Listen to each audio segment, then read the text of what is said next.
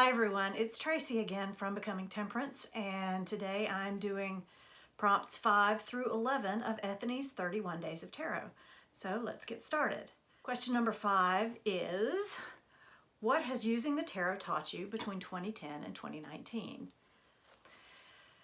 Basically, using the tarot has taught me that you can teach an old dog new tricks, and that I can learn and grow and change at any point in my life, starting right now. I've learned that internal change is a very slow process for me, and I've learned that taking things slow and taking small steps is the best way for me to make changes and make them stick and make them last. I've learned to pay more attention to my intuition, and that for me, my intuition will never hit me over the head like a hammer. It's going to just be more like a gentle knowing. And once I follow that gentle knowing, when I get to the other side, I can then kind of see why I had that intuitive knowing, and it makes sense. But it's never going to be aha stuff for me. It's never going to be giant, earth-shaking intuition for me. I have learned that I do have something to contribute to the larger conversation about tarot. I have learned that there are others out there that are interested in what I have to say, and that I don't need to hide myself away. And you have no idea what a huge kind of realization this was for me. I never really thought I had any issues with my upbringing. I thought I had a happy, good childhood that was very normal and very ordinary, and wasn't specifically in any way traumatic, and it really wasn't, compared to, I don't like to compare myself to other people, but there are other people who had much more traumatic childhoods than I had. But I have learned through using the tarot that that my mother did treat me in a way that made me feel less than, not as important as, that I didn't really have anything of value to bring to the world in general. Not so, I don't want to sound like it was all doom and gloom and, she made me feel like this big, but instead of boosting my ego, she constantly would tell me that I was wrong, or that what her opinion was the better opinion. And these little teeny things niggled me down for years. And it's just been since I started using tarot again in 2014, and a process over 2014 to now, that I can actually see what she's doing, and I can choose a different way to react to it. And I'm also learning to use my voice and to speak up and say what I feel, regardless.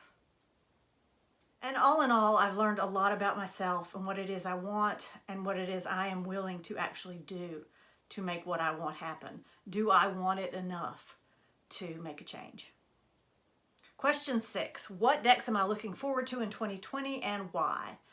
Well, actually, I'm not really looking forward to any decks in 2020, although Tarotco Studios did just put out a new deck with the artwork of JJ Granville, and I am probably going to have to get that one in the next 6 months or so. But I've really kind of reached a saturation point with tarot. I've reached that point where I really have enough, and I am going to be much more choosy about the decks that I bring into my collection going forward. And what I'm not doing is going out and looking for the next new hot, cool deck and bringing it into my collection just as soon as it's released. I'm gonna wait. I'm gonna wait and see unboxings. If the deck really speaks to me, then I will get it. If it's something that I have something similar in my collection, I'll probably just let it pass. So the decks that come to me in 2020 will probably come in a more natural, organic, and a slower fashion than they have in the past. So in my monthly deck roundups, you're going to see a lot of decks that I've used before and I've talked about before. And I'll still probably be culling down my collection some after I use these decks again, these decks that I decided to keep the first time I used them. I'll probably be culling my collection down a little bit more. Question number 7, the tarot cards that stalked me in 2019. And I have not had any stalkers. I've had a very balanced array of cards come up. I've had several cards come up more than once, but I haven't had one that just constantly came up and up and up. So there you go. Question number 8, what tarot books did you read in 2019? Well, I read a few, and then I have a few on my to-be-read list that I bought in 2019, but I didn't actually read. The first one that I got, and this is the only one that I actually, well, the only one that I read that I actually have a hard copy of, is Stephen Bright's book. What's it called? Tarot, Your Personal Guide. This is a lovely little book of basic tarot card meanings, and I actually did use it. I got 2 copies of this, and I deconstructed one to take the pictures out of it for a project. But this is a great little book, great little beginner book, and very inexpensive. So yeah, if you're looking for some card meanings, very accessible. I read Lisa Frankel Tishman's Mindful Tarot. I read this one as soon as it came out because I really enjoy her on YouTube, Lisa from Mindful Tarot on YouTube, and I really enjoyed this book. It gave me some different ways of thinking about the tarot. I thought it was great. I read Your Tarot Court by Ethany, naturally. Lovely book. And a book that I'm in the middle of reading right now is The Power of Tarot by Liz Worth. I am really, really enjoying this book and hope to have this one finished before the end of the year, maybe a few days into the new year. I'm going to do a review on this one because I really want to talk about the things I liked about this book. Then I had a couple of books that I bought, actual hard copies of, that I haven't read this year, but I want to read in 2020. And one of them is Tarot for Magical Times by Rachel Pollack. The other one is Jamie Elford's Tarot Inspired Life. So I want to read those too. Question number 9, what was your most memorable tarot reading of 2019? Omit names. Well, I don't read for other people, and I'm not going to share my personal tarot readings with you, so I'm going to skip that one. Question 10, share some of your tarot decks that have been long lost in your collection and you want to reconnect with. Well, as I've said before, I do a pretty good job of rotating between my decks, so I don't have any that are really long lost, but I did go through my collection and pull out some that I really haven't used in quite a while and that I hope to use very soon. And let's get the first one. The first one is the Touchstone Tarot. This one is going to be reprinted by US Games this year, so I'm not as leery of showing it to you. This is my favorite moon card of all time. I just love that image and her holding and contemplating that crab. I just love that. But this deck, I love the artwork that's used in it. It's a fine arts collage deck by Cat Black. But I've just never quite been able to connect with it. So hopefully in 2020, I can pull out this deck and connect with it a little bit more. These are the backs. It's just a beautiful deck.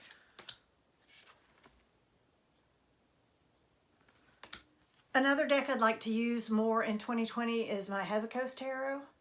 And this one, I'm sorry to say, is out of print. I have had it for quite a while, and when I first got it, I used it all the time. All the time. It was one of my go-to decks. But I don't think I've pulled it out. I don't think I pulled it out at all in 2019. So I would like to pull this one out and use it again.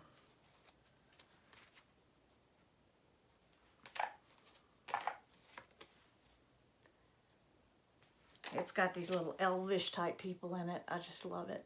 And I love the coloring and the watercolors. It's just a beautiful deck. Another deck that I have had for a while and haven't used for quite a while is the Japarize. And this one is currently out of print, but I understand they are going to reprint it. So it should be coming back into print soon. I was really amazed by the readings that I got with this deck when I first got it, and I used it a good bit when I first got it. But this is another one that I don't think I pulled out at all in 2019. So I'm going to pull this one back out, see what it does for me. I love this Hangman. Another one I haven't used in quite some time is the 8 Coins Tattoo Tarot, which I really do love this mass-produced version. I like the mass-produced version better than I like the indie version, because I had an indie copy and it was smaller and it was on horrible cardstock.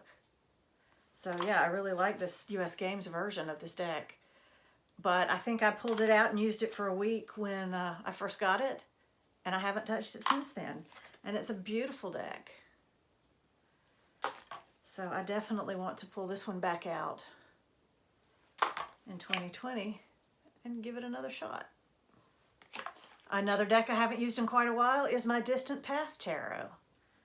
And I love this deck. I love the blues. I love the blues of the skies. It's just gorgeous. This is another Fine Arts Collage deck. It was out of print for a little while, but I'm pretty sure it's back in print now. And yeah, I haven't used it in quite some time.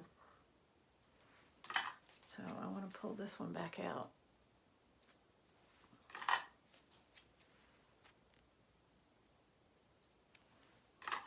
Another deck I want to pull back out is my Tarot of Transformation. This is such a fabulous deck, but I just haven't been in the right headspace to use it. And this one I know it's a tarot deck, but I use it more like an oracle deck. And I pull a card and read the entry from the book, the book is just fabulous for this deck. So I just haven't been in the right place to use it, but I'm going to pull it back out in 2019, 2020. Woo, 2020, I'm gonna pull it back out and have another round with it. Now this last deck that I'm going to talk about working more with in 2020 is going to sound funny to a lot of people, but it's the Lightseers Tarot. And I did just get it this year. It's a beautiful deck. We all know it's a beautiful deck. It's been all over the place. You know, everybody's seen it lately, especially since the Hay House version just came out. But when mine came, I also got the Muse Tarot, and the Muse Tarot captured my attention so unexpectedly that when they were both new, I was just enamored of the Muse and used the Muse all the time and didn't touch this one much at all. So in 2020, I am going to pull this one out and use it. And something else I'm going to do is the next time I see a Hay House sale, I am going to buy the mass market copy of this deck because I really hate this box with them in two piles, the cards in two piles. As beautiful as this is and how the book fits in it, I want the other box. And I'm going, next time Hay House is going to has a sale, I'm going to buy a mass market copy of this deck just for the box. And then question number 11, show us your favorite High Priestess card. Well, the High Priestess is not my favorite card, and I don't see a lot of variation in the High Priestess cards between different decks. I spent a few minutes, I didn't spend a whole lot of time because I'm trying to do all these videos in one day, so I don't have a whole lot of time to look through every single High Priestess card in every deck I have.